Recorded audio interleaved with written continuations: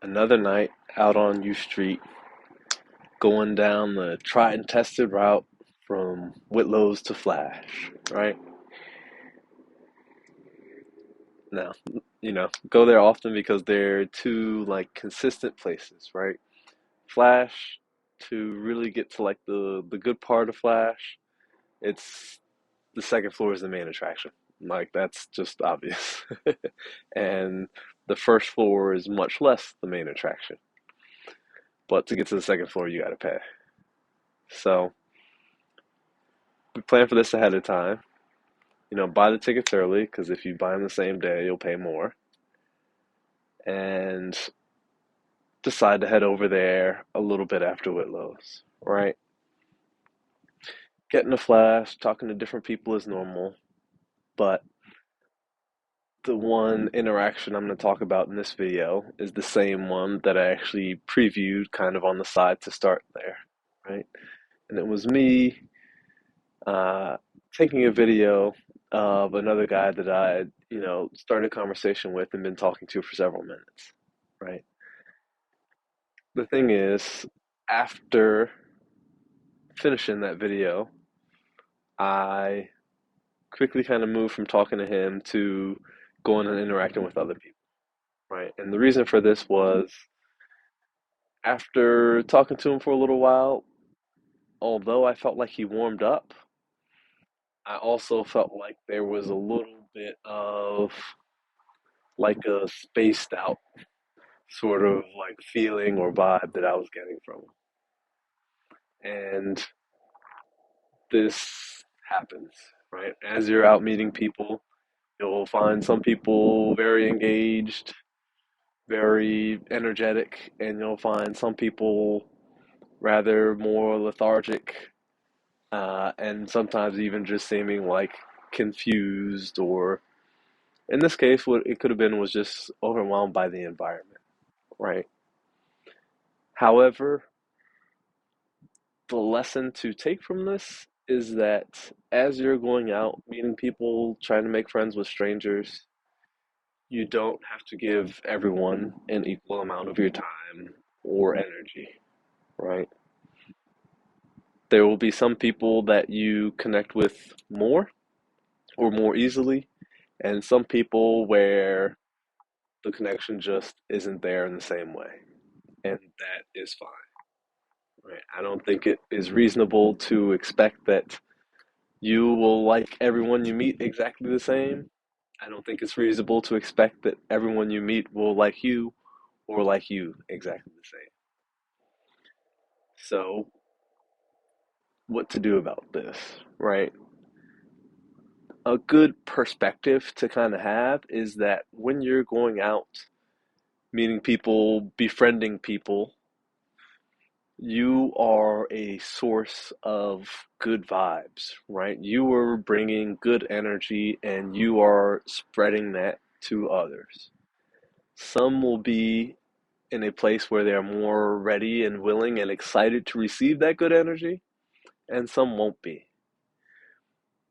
Don't feel like you have to get someone to a place of receiving your good energy, right? Accept them where they are. And if where they are is they're only going to take in a certain amount of good vibes, then it's fine to move on and search for others where you get more of a connection, where you get on the same wavelength, on the same energy a little bit more easily. And in doing so, and kind of being efficient with your time, with your energy, with your conversations, you maximize the results for yourself, right? And again, this is not just in a dating or romantic sense, but it's also in a business sense. It's also in creating friends sense. It's also in just starting little small conversations to make the time go by, right? It's okay to be selective. And in fact, it's imperative that you are selective, right? That you don't try and chase lost causes, so to speak. That you don't try and convince everyone to like you, even when they're set on not liking you. And just that you don't give everyone an equal, several minutes of your time because you don't have that time to give to everyone. So you're always going to have to be selective. You're always going to have to pick and choose. And again, that's okay, right? You're bringing something positive to the table. You're spreading your joy. You're going out, making connections. And it's okay that you're selective. And in fact, it is a good thing, right? Like I said, it's imperative. You have to be selective because you don't have enough time to give everyone even a second of your time. There are literally just too many people, and the math doesn't math, as they say, right? So you're going to have to be selective.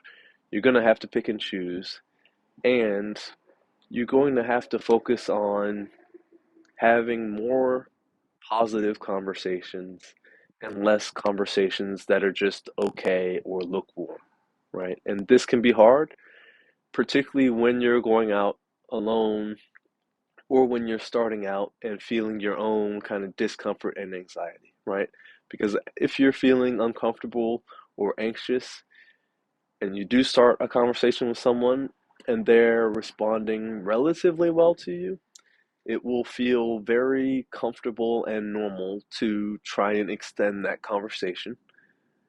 Stay in the, nice to know you range instead of leaving, stepping back into the anxiety of being on your own, and instead searching for a really strong, positive, loved meeting you. You were the best person I've met in months sort of connection, right?